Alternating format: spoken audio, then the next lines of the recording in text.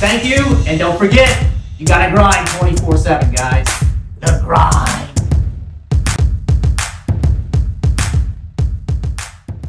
So man, what are we talking about today?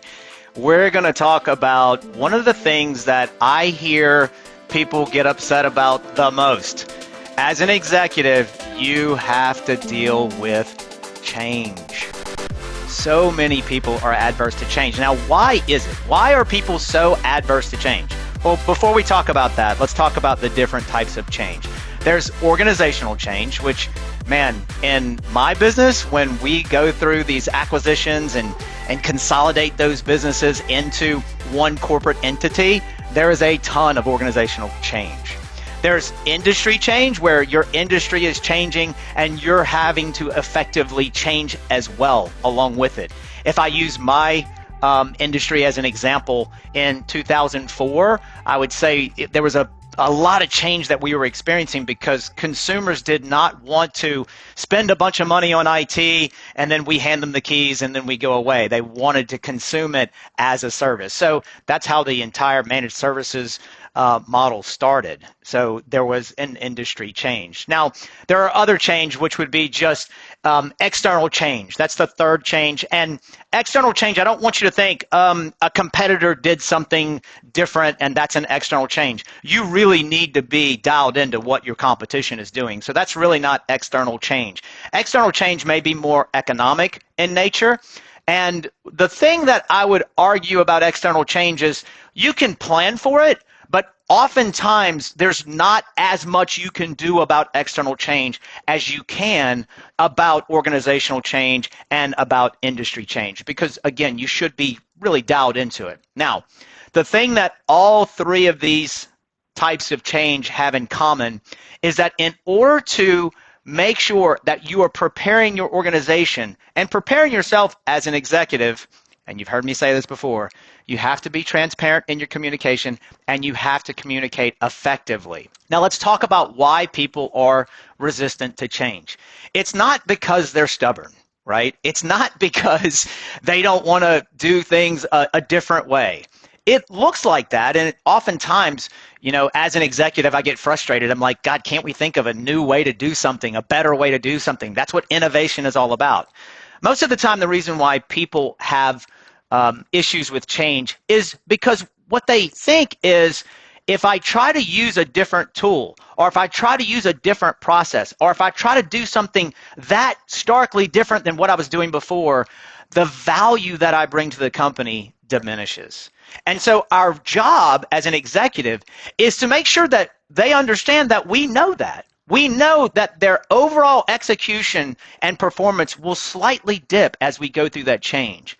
But as we institute the innovative change that we're looking for, you're going to see that curve go back up. And then not only will you be as valuable as you were before, you're going to be even more valuable because the change is necessary, because the change is going to help us innovate. Now, guys, oftentimes, especially when we talk about organizational change, some people don't like that change. Some people may say, hey, I wanted that promotion. Or some people might say, I don't think that that person deserved that promotion. One of the rules that I have when it comes to organizational change is that I want to have an open door, transparent policy that suggests that if you want to have a conversation about an organizational structural change, I am happy to have that conversation, but I'm not going to talk about any one particular individual. We can talk about a department. We can talk about the processes or the procedures that department runs, but we're not going to talk about an individual. And I think that's the right thing to do, because what you want to do is support the people that you've put into these positions and make sure that you are steadfast in your decisions, but you're not stubborn. We talked about that last week. Make those decisions. If the individual is performing as you expected, continue to support that individual.